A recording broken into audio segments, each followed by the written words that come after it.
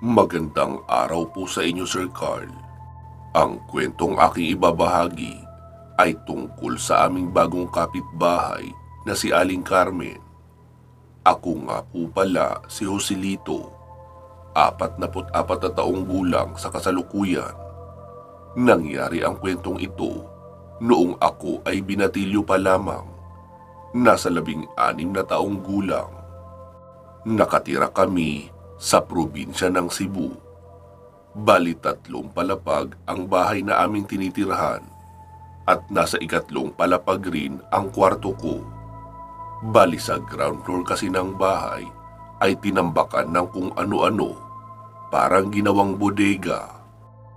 Kaya nasa 2nd floor ang function area, malapad na sala, dining area, kusina at CR. At ang mga kwartong tulugan ay nasa 3 palapag na. Kaya kung titingin ako sa bintana ay makikita ko ang bakuran ng aming mga kapitbahay. Ang bahay na iyon ay bahay talaga ng mga magulang ni Papa. Bali doon kami tumira noong mahina na ang katawan nila at nagiging sakitin na. Para may kapamilya silang makasama. May katulong naman na siyang gumagawa ng mga gawaing bahay. Bali supervision lang talaga ang ginagawa nila Mama at Papa. At noong mamatay sina Lolo at Lola, ay doon na talaga kami permanenteng tumira. Dating negosyante noong kapanahunan nila sina Lolo at Lola. Kaya isa sila sa may malaking bahay sa lugar na iyon. Kaugalian na ng mga tao sa lugar na iyon ang magbigayan ng ulam o kung anong pagkain kapag may okasyon o kahit wala. Basta napaparami ang pagluluto. Kaya naman magkakasundo ang mga tao roon. Hindi lang simpleng magkakapitbahay, parang nagiging magkakaibigan na rin. Noong panahon na nasa high school ako, ay naging sikat ang usap-usapan patungkol sa aswang na paggala-gala at pumapatay ng mga alagang hayop. Siyempre, sinasabi lang na hayop para hindi magkalat ng panik sa mga taga roon. Pero sa amin sa bahay ay sinasabi ni Papa na aswang iyon. Kaya kung wala namang mahalagang gagawin sa labas pagkalubog ng araw, ay huwag na raw lalabas ng bahay. Isang gabi noon, maliwanag ang buwan. Habang nagmumuni-muni ako na nakatanaw sa mga bituin, ay narinig kong nagkakahulan ang mga aso sa unahan. Iyon bang parang may dumaan na hindi nila nagustuhan? At nagkabit-kabit na nga ang pagkahul mula sa unahan hanggang sa may kalye namin. Pagkalipas ng mahigit 5 minuto siguro, ay natahimik na rin naman. Pero ipinagpatuloy ko pa rin ang pagtanaw sa ibaba. Kasi parang may nakikita akong tao na palipat-lipat ng pwesto na nagtatago sa mga gilid ng puno. Hanggang sa matsyempuhan ko nga ang paglipat noon ng pwesto. Isa iyong babae na may mahaba at buhaghag na buho. Pinuntahan niya ang katabi naming bahay, kaya lumipat ako sa kabilang bintana para masundan ko pa rin siya sa kanyang gagawin. Pagkarating niya sa likuran ng bahay, ay tumalon siya patungo sa isang puno. Ang ginawa ko ay sinarado ko ang bintana na nakatapat roon. Pero nagtira ako ng kaunting awang. Sapat para makasilip pa rin ako sa labas. Tapos pinatay ko na rin ang lampshade para maging madilim ang buong kwarto ko at hindi maging kapansin-pansin ang pag-iispiya ko sa itaas. Mula sa puno ay lumipat iyon sa bubungan ng bahay na isang palapag lang ang taas. Nakapagtataka lang dahil para siyang bayawak na gumagapang sa bubungan. Kasi pati ang kamay ay ipinanlalakad niya. Palipat-lipat siya ng pwesto na parang naghahanap ng madadaanan. Tapos tumalon pa ibaba. Pero sa bahaging likuran na ng bahay na iyon at tinungo ang kulungan ng mga manok. Nagkaingay ang mga manok na naroon na animoy takot na takot. Pero nakapagtatakang walang nagising sa bahay na iyon. Kitang-kita ko na nagkakawag ang bawat manok na kinukuha niya sa kulungan, tapos diretso niya lang kinakagat. May dinudukot siya sa loob ng katawan noon, saka ibabalibag na ang natirang katawan sa kung saan, tapos kukuha uli ng panibago. Siguro 5 o 6 na piraso rin ang dinukot niya bago pagapang na tumalilis sa gilid ng bakuran. At noong nasa harapan na siya, ay walang hirap na tumalon papunta sa may kalsada. Nagpalingon-lingon pa yun sa paligid, saka tumayo ng tuwid at naglakad na parang normal na tao patungo sa direksyon sa isang bahay na pamilya rin talaga ako kung sino ang nakatira. Pagkarating niya sa bakuran nila Aling Carmen, ay tumalon siya papasok at tumuloy na sa bahay sa mismong harapan lang din ng pintuan.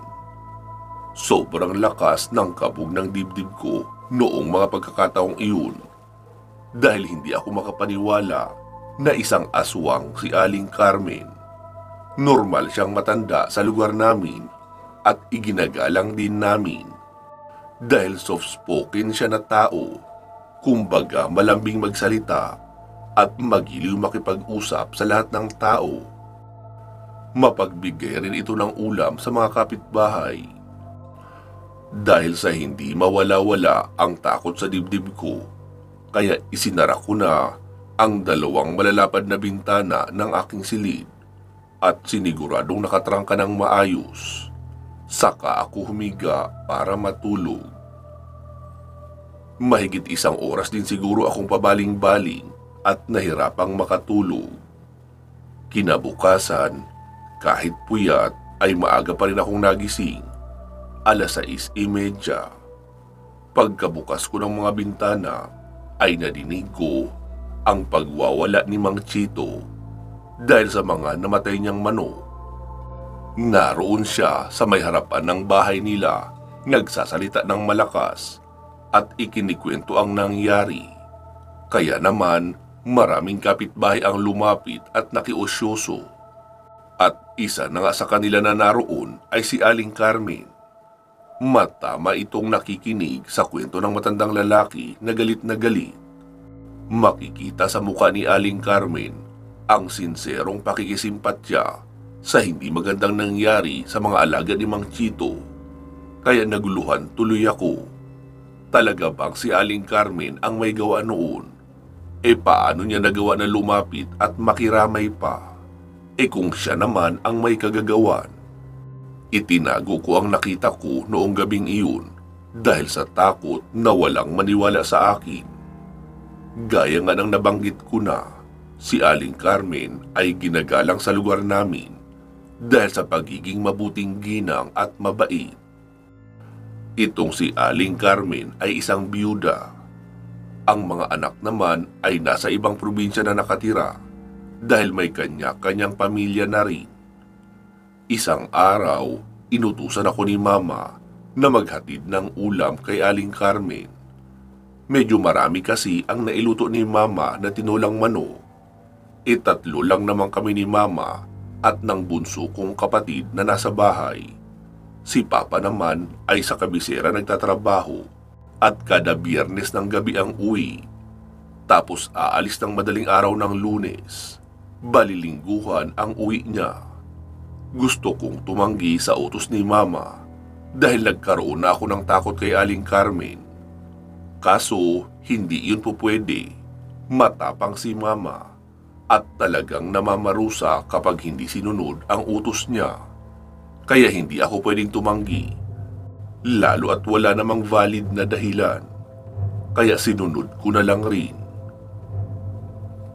Pagkarating ko sa harapan ng bahay nila Aling Carmen, ay dire-diretso na akong pumasok sa bakuran.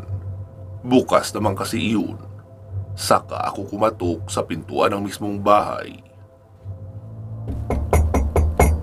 Tao po. Aling Carmen, may pinabibigay po si Mama. Huwi ka ako pa para mapansin ako nito. Naririnig ko naman kasi na may kumikilos sa loob, pero hindi ako napapansin na nasa pintuan na. Hindi naman nagtagal ay nagbukas ang pintuan at si Aling Carmen nga iyon. "Oh, iyo, bakit?" Saglit ko siyang tinitigan dahil naalala ko ang nakita ko noong nakaraang gabi. Pero nagdududa rin ako na baka naman hindi siya yun. Pero sino pa nga bang iba? Aling Carmen, ulam po, pabigay ni mama ko. Medyo marami kasi ang nailuto niya." Ganun ba? Wow, mukhang masarap ito At kaluluto lang dahil umuusok pa." "Opo, kakukulo lang po talaga niyan." Tinanggap niya ang mangkok at isinalin sa ibang lalagyanan. Pagkabalik mula sa kusina ay malawak naman ang ngiti niya sa akin. Sabay sabing, "Iho, pakisabi kay mama mo na salamat rito Tamang-tama, wala pa akong nailulutong ulam. May pinagkakaabalahan kasi ako. Nakalimutan ko na tuloy kung anong oras na. Siya nga pala, sa susunod na linggo, may handaan ako rito. Pakisabi kay mama mo na kinukumbida ko kayo na pumunta Masayang pagwiwika niya pa. Bawat kilos nito ay pinagmamasdan ko talaga kung may mapapansin ba akong out of ordinary. Normal naman ang asal niya. Pero noong lumapit pa siya ng bahagya sa akin para ihatid ako sa gate ng bakuran, ay doon na ako may kakaibang napansin. Nakabaliktad ang refleksyon ko sa mga mata niya. Nagulat ako kasi hindi ako sigurado kung normal ba iyon. Sa tingin ko kasi ay parang salamin lang naman ang mata ng tao na normal ang refleksyon.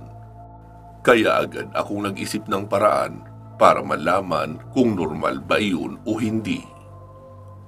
Pagka-uwi ko ng bahay ay sinabi ni mama na kakain na raw kami. Nakahanda na nga sa lamesa ang pantanghalian at ako na lang ang hinihintay. "Anong sabi ni Aling Carmen, anak?" "Salamat daw po ma, tsaka may pakain daw po siya sa susunod na tayo na buwan. Pumunta raw tayo at makikain." Ganun ba? Di sige, minsan lang naman yan mag-aya. Nakakahiya naman kung tatanggihan pa natin. Sagot naman ni mama. Matapos makapagtanghalian ay ako na ang naghugas ng mga plato. Tapos assistant ko ang kapatid ko na si Jelay.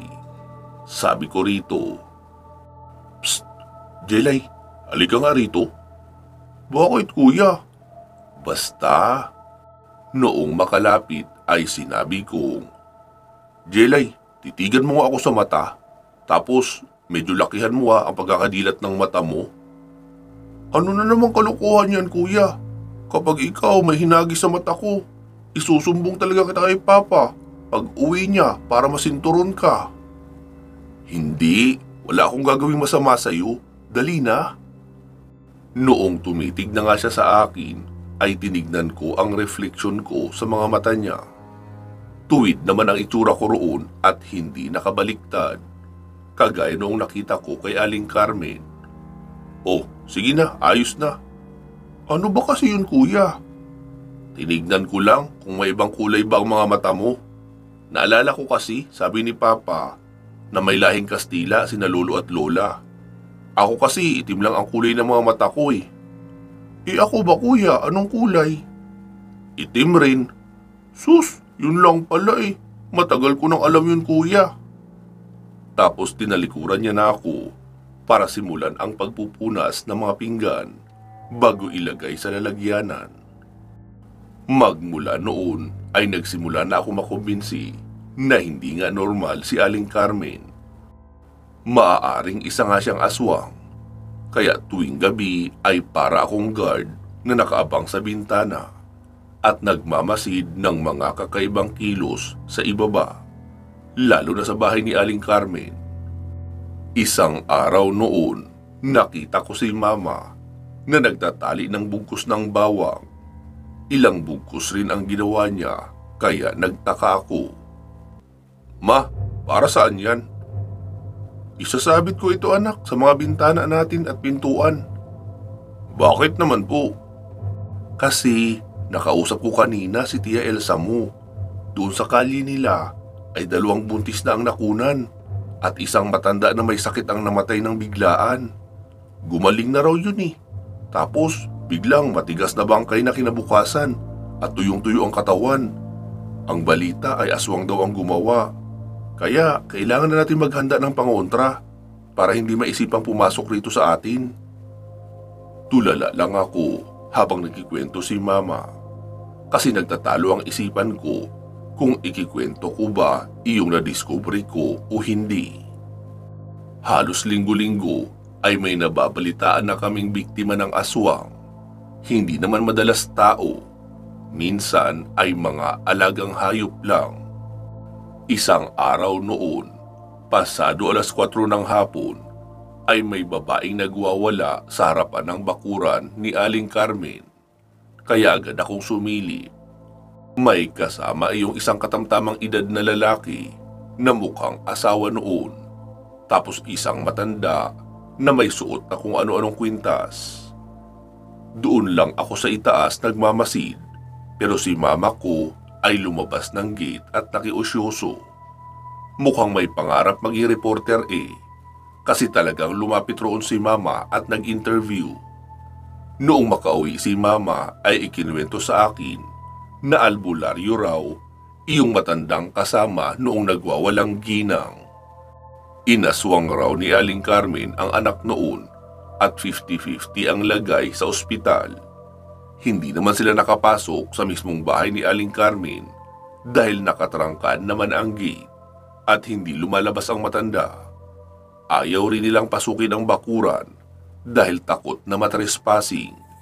Kaya nakontento na lang ang ginang sa kakasigaw at pagbabanta ng kung ano-ano sa labas ng bakuran.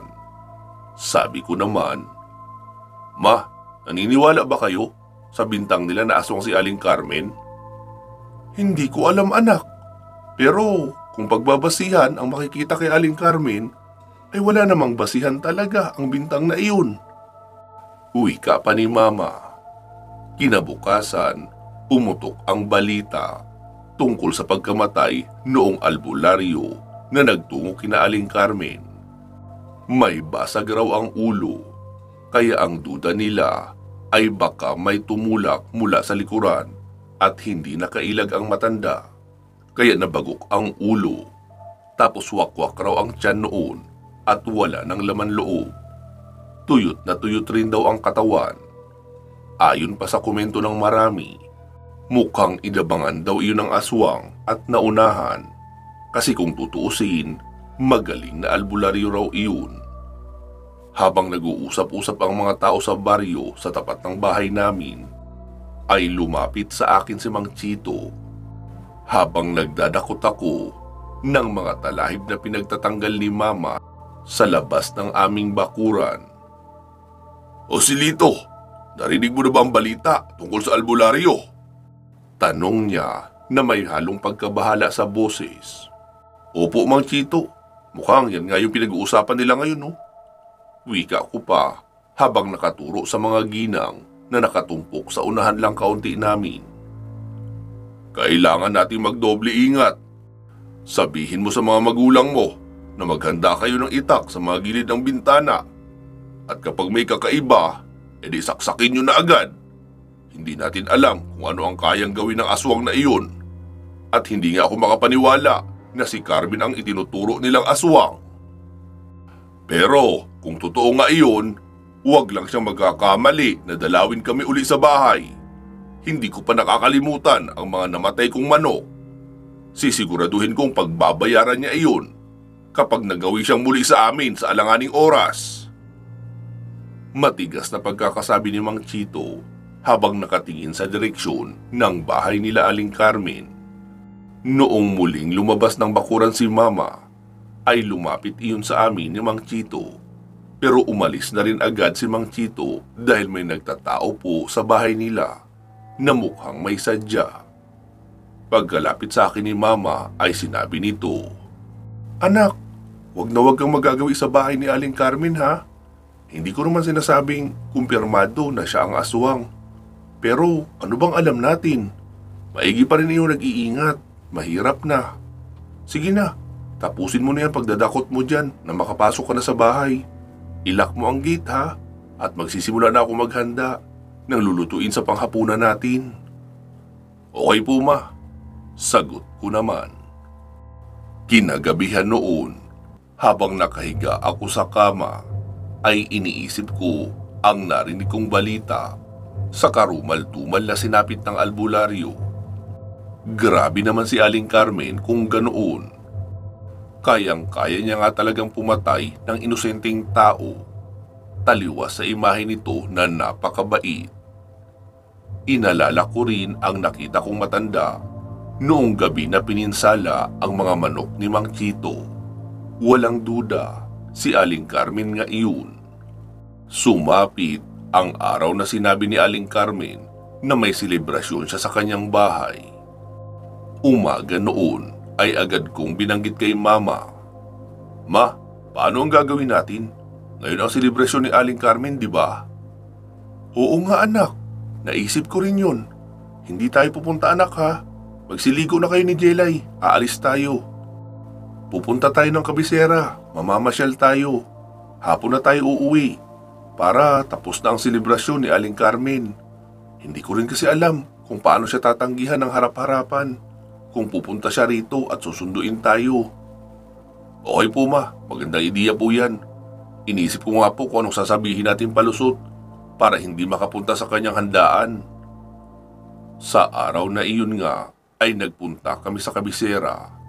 Namasyal, kumain sa labas at namili na rin ng mga kailangan naming magkapatid, kagaya ng damit at bagong sapatos. Pasado 8:00 na noon ng gabi nang kami ay makauwi. Nakahinga ako ng maluwag. At least hindi ko na makakaharap si Aling Carmen dahil tapos na ang kanyang pakain. Kinabukasan, umalis ng maaga si Mama para mamalengke. Naiwan naman kami ng kapatid ko. Habang nag-aalmusal ay nakarinig ako ng sunod-sunod na pagkatok sa gate. Kaya naman lumabas ako upang puntahan. Mataas ang gate namin, kaya hindi makikita kung sino ang nasa labas. Noong buksan ko iyon ay nagulat ako nang makita si Aling Carmen. At medyo masungit ang aura niya na parang galit. Iho, nakalimutan niyo na ba? Nakahapon ang pakain ko sa bahay ko. Bakit hindi kayo nagpunta? Nakailang beses pa akong pabalik-balik rito para sunduin kayo. Pero walang sumasagot sa loob. Ay, hindi po namin nakalimutan. Kaso may mahalagang pinuntahan si Mama sa kabisera eh. Sinama kami magkapatid. Gabi na nga po kami nakauwi. Ah, ganun ba? Sige, ayos lang. Ipinagtira ko na lang kayo ng ulam. Kalderetang baka ito. Kumpleto ang mga rikado niyan at sinadya kong itabi ang malalaking hiwa ng karne para sa inyo. Specialty ko pa naman ang lutong iyan. Ah, ganun po ba? Sige po, salamat. Oh, sige, aalis na ako. Hindi ko na kailangan ang lalagyanan na yan. Marami naman akong ganyan sa bahay. Okay po, salamat uli. Sagot ko naman at nagsarado na ng gate dahil tumalikod na rin naman agad siya. Habang naglalakad papasok sa bahay ay binuksan ko ang Tupperware. Agad sumingaw ang napakabangong halimuyak ng ulam. Napalunok ako at nagutom. Pero kakakain ko lang ng sinangag na kanin at pritong daing sa almusal. Nagkakape pa nga ako noong may kumatok. Kaya siguradong kaunti lang ang makakain ko kung kakain ako uli upang iulam ang inihatid ni Aling Carmen. Naisip ko na sa tanghalian ko na lang iyon iuulam. Inilagay ko lang iyon sa ref. Tapos naglinis na ako ng kusina. Makalipas ang 1 oras mahigit ay dumating si Mama galing palengke. Umakyat na ako sa taas at nagsimulang gawin ang utos niya. Napalitan raw ng mga sapin ang mga kama, pati na ang mga unan, dahil maglalabas siya sa kinahapunan. Noong malapit nang maluto ang ulam na niluluto ni Mama, ay pinababa na ako para asikasuhin naman ang kusina. Naghanda na rin ako ng usual na sausawan namin na patis, sili at kalamansi. Halos walang kainan na wala kaming sausawan kasi ugali talaga namin na palaging may ganoon. Naalala ko ang inilagay kong kaldereta sa ref, kaya inilabas ko iyon. Naglagay ako ng mainit na kanin sa plato ko at naglagay ako roon ng kaldereta sa ibabaw para uminit. Kasi lumamig na iyon, gawa ng ipinasok ko nga sa ref. Bagong luto naman ang kanin, kaya siguradong mawawala ang lamig noong ulam. Tapos nag-iwan ako ng 3 kalamansi at ipinatak ko na sa ulam ang isa. Nakaramdam ako ng panunubig, kaya pumasok muna ako sa CR. Nang marinig kong sabihin ni Mama, "Anak, ano yung naaamoy kong mabaho? Nagpasok ka ba ng patay na pusa o may inilabas kang patay na daga mula sa kwarto?" Sabi ko naman, "Hala ma, nasa CR po ako, umiihi. Baka si Jelay." "Ha? Anong si Jelay? Ayun ang kapatid mo sa bakuran, no? Nagdidilig na naman ang mga bulaklak niya." "Jelay, pumasok ka nga rito. Tigilan mo na yung kadidilig dyan. Nalulunod na yung mga bulaklak mo sa kakadilig maya-maya eh. Kakain na tayo." Sigaw pa ni Mama. Pagkalabas ko ng banyo ay bumaliktad rin ang sikmura ko. Noong maamoy ang mabahong amoy na sinasabi ni Mama. "Anong amoy yun, Ma? Sobrang baho naman." "Abay, bakit ako ang tinatanong mo? Narito ako sa kusina nagluluto." Agad ako lumapit sa dining table namin kasi parang doon nagmumula ang amoy. Doon ko nakitang bumubula-bula ang kaldereta na nasa ibabaw ng kanin ko. At habang lumalapit ako ay mas lalong tumitindi ang amoy. Napatakbo ako pababalik sa banyo at doon nagsuka. Si Mama naman ang lumapit sa dining table. "Ano iyong nasa ibabaw ng kanin mo, anak? Bakit napakabaho naman?" Hindi ako makasagot kay Mama dahil panay pa ang suka ko. Noong makalabas ako ng banyo ay saka ko sinabing, "Kaldereta po yan, Ma, nabigay ni Aling Carmen. Nagalit nga siya dahil hindi raw tayo pumunta sa kanya kahapon. Kaya ipinagtira niya na lang daw tayo ng espesyal niyang luto, yang kaldereta." Nakita kong namutla si Mama na halatang natakot. Tapos bumaba. Nakita ko siyang lumabas ng bahay at patakbong nagtungo pakaliwa. Pagkabalik ay kasama niya na si Mang Chito. Tapos lumapit sila pareho sa dining table. "Sigurado ka ho, Silito? Kay Aling Carmen ito galing?" Tanong ni Mang Chito. "Opo, ito pa nga po yung iba oh." Wika ko pa sabay alis ng takip sa Tupperware. "Ayos pa naman po ito oh, hindi naman mabaho. Hindi ko alam kung bakit biglang bumaho at nag-iba ang itsura noong ilagay ko sa ibabaw ng kanin ko para uminit." Kinuha ni Mang Chito ang nakahandang 2 kalamansi sa tabi, tapos ipiniga sa ulam na natira sa Tupperware.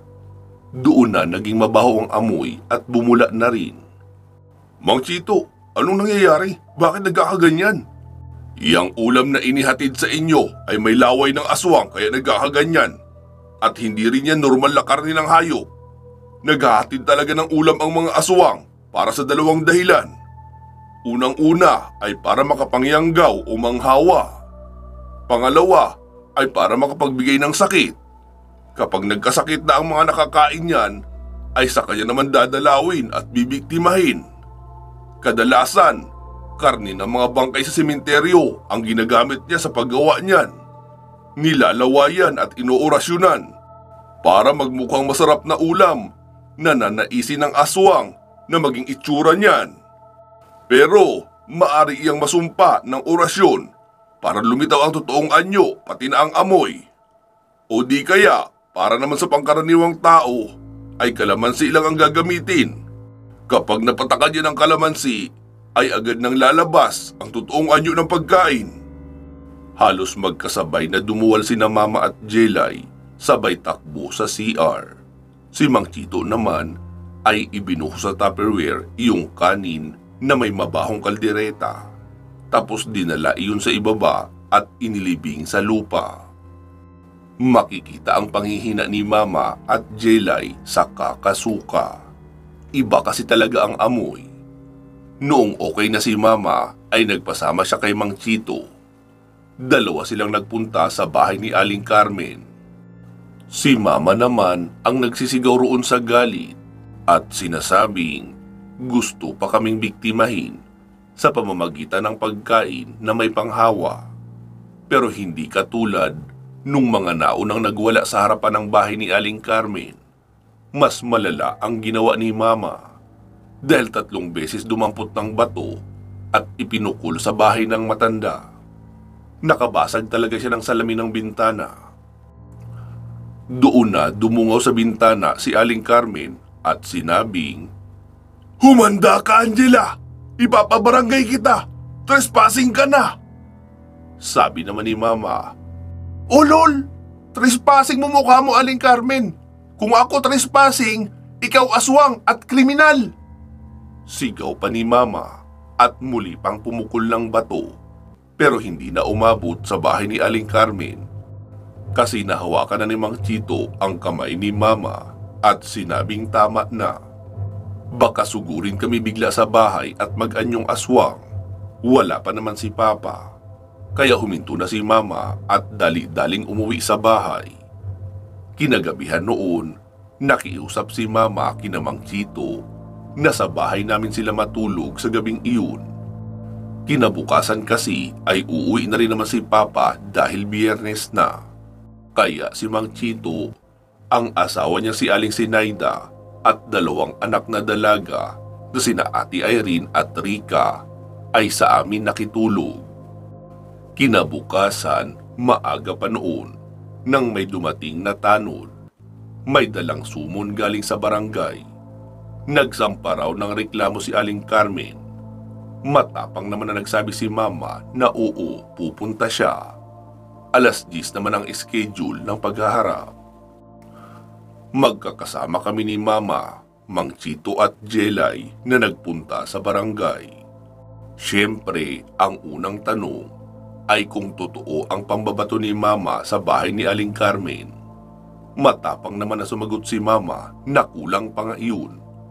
Dapat sa mukha daw ni Aling Carmen ipapatama ang bato. Kung lumabas lang iyon ng bahay dahil tinangka kaming hawaan ng pagkaaswang. Sabi naman ni Aling Carmen na walang ebidensya sa mga bintang na isa siyang aswang. Lahat ng paratang ay walang patunay at wala ring testigo. Doon na ako sumagot. "Mali po kayo, Aling Carmen. Ako po ang testigo. Nakita ko noong talunin niyo ang bakuran nila Mang Chito. Umakyat ka sa bubungan nila at doon bumaba sa may bahagi ng mga kulungan ng manok. Kitang-kita ko ang lahat noong gawin mo ang pagpatay sa mga manok niya." Nanlaki ang mga mata ni Aling Carmen sa narinig. Maging si Mang Chito ay biglang naging kulay pula ang mukha at akmang tatayo para sapakin si Aling Carmen. Pero agad naman siyang napigilan ng mga tanod. Panay duro lang si Mang Chito at nagmumura. Nasundan ng pagbubulungan ng mga tao sa labas. Tapos may ilang nagsipaso. Pinipetisyon raw nila na paalisin sa lugar namin si Aling Carmen. Nagbanta pa ang iba na kapag hindi pinaalis sa lugar namin ang matanda, ay sila mismo ang gagawa ng hakbang para maalis ang matandang iyon sa baryo namin.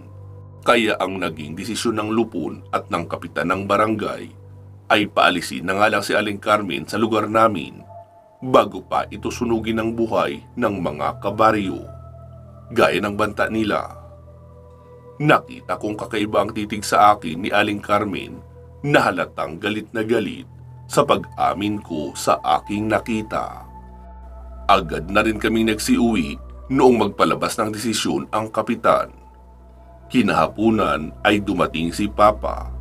Ikinuwento ni Mama ang lahat sa kanya. Galit na galit ito at gusto ring sugurin si Aling Carmen. Pero sinabi ni Mama na wag na. Pinalayas na ng barangay dahil sa petisyon ng nakararami. Kinagabihan noon, halos kakahiga pa lang namin, ay nakarinig na kami ng malakas na pagbagsak sa aming bubungan. Tapos nasundan ng mabibigat na yabag sa yero. Agad binundol lang kaba ang aking dibdib dahil may hinala ako sa nangyayari. Sigurado akong inaaswang kami ni Aling Carmen at hindi malayong isa ako sa primary target niya dahil sa pagtistigo ko. Agad akong nagbukas ng pintuan dahil pupunta sana ako sa kwarto nila Mama at Papa. Pero halos mapatalon ako sa gulat dahil agad sumalubong sa akin si Papa na may dalang baril. Sina Mama at Jelay naman ay nasa may hallway nakaabang. Sabi ni Papa na umupo lang daw ako sa kama ko para maramdaman ng aswang na naroon lang ako. At kapag pumunta sa may bintana ay sa kanya babarilin. Malapad na sliding kasi ang bintana namin, iyong may kapis shell. Kahit natatakot ako sa aswang, ay takot rin ako na hindi sundin si Papa. Dahil kung matapang si Mama ko, triple pa noon ang tapang ni Papa. Kaya naupo na nga ako sa may kama. Ilang saglit pa ay may kumakalmot na sa labas ng bintana. Take note Sir Carl ha, nasa 3rd floor po ang kwarto ko. Kaya siguradong aswang lang ang kayang magpunta roon at magkakalmot. Noong makakita kami ng anino sa labas ng bintana, ay agad iyong pinagbabaril ni Papa. Kahit pa nakatakip ako ng tenga, ay halos mabingi pa rin ako sa lakas ng puto. Isang malakas na hiyaw ng pusa ang aming narinig, tapos bumagsak sa ibaba. Agad binuksan ni Papa ang bintana at pinaputukan pa iyon. Pero ayon pa sa kanya, ay mabilis nagtatakbo at tumalon sa bakuran. Nakita naman namin na may mga kalalakihang nakasunod sa aswang at si Mang Chito ang nasa unahan nila na siyang namumuno. Akala ko pinatawad na iyon ni Mang Chito pero hindi pa pala dahil inabangan niya pa na sumugod sa amin.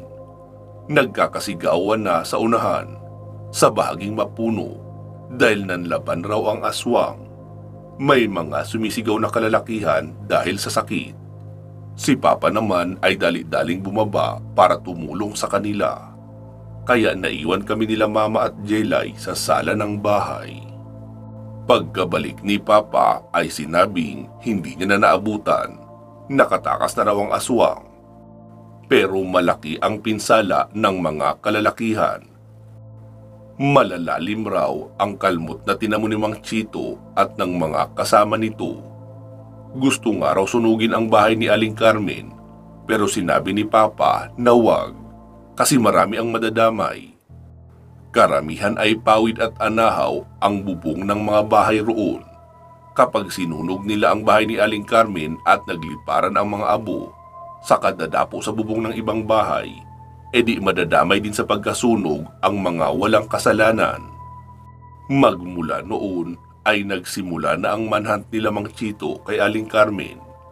Giniba nila ang bahay ng matanda at ginawaan lang ng kamalig para maging terminal ng tricycle. Magmula nga noon ay wala nang nakakita pa kay Aling Carmen. Pero ako ay madalas niyang dalawin sa panaginip. Hindi pa raw siya tapos sa akin.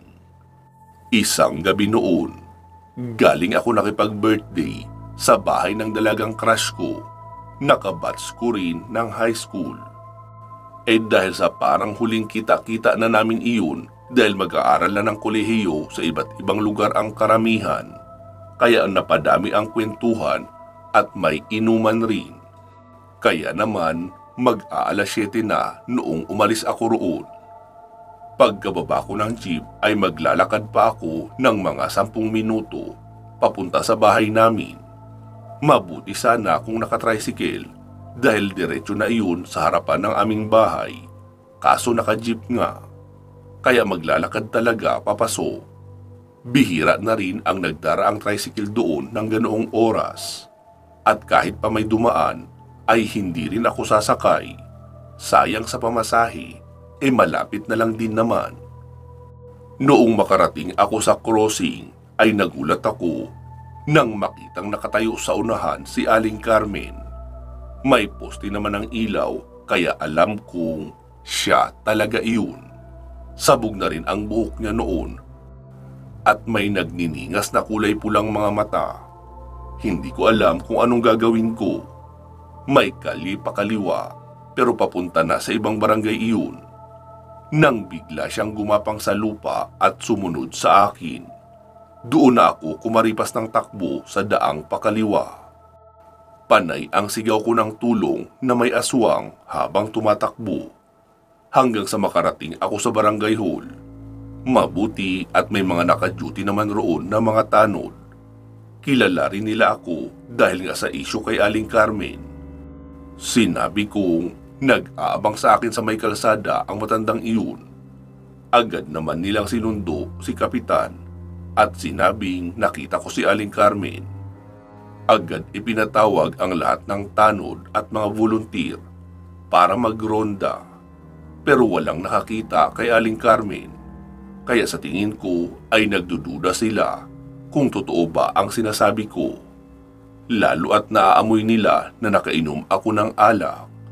Baka raw kasi lasing lang ako. Dahil sa pangyayaring iyon, imbes na sa Cebu lang ako mag-aral, ay ipinadala ako ni Papa sa tiyuhin ko sa Maynila para doon mag-aral ng kolehiyo. Baka raw kasi ipagpatuloy ni Aling Carmen ang paghunting sa akin kung nasa Cebu lang din ako. Umuwi ako ng Cebu noong makagraduate na ako ng kolehiyo. Hindi ko na rin naman nakita pang muli ang matandang iyon. At noong umuwi nga ako, ay palagi na akong may dalang buntot ng pagi kapag umaalis ng bahay. Dahil ang sabi nila sa akin, mabisa raw iyon na panlaban sa aswang. Kahit pa sa tingin ko ay wala na sa lugar namin si Aling Carmen, hindi pa rin ako nagpapakakampante. Lalo at kapag ginagabi ako sa daan, palagi akong alisto. Ayon pa kasi kay Mang Chito, iba kung magtanim ng galit ang mga aswang. Hanggang sa kamatayan ay dadalhin nila iyon.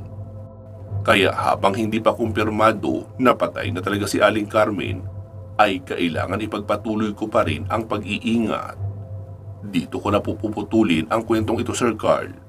Wala na rin naman akong ibang naging malalang karanasan tungkol sa aswang. Maliban na lang sa pagpaparamdam ng mga tiktik kapag ginagabi sa daan. Pero sa tingin ko ay hindi naman iyon si Aling Carmen. Dahil iba talaga ang pagka-agresibo ng matandang iyon. More power po sa channel mo, Sir Carl. God bless po. Gumagalang, Joselito ng Cebu. Mag-iingat po kayo palagi. At hanggang sa muli.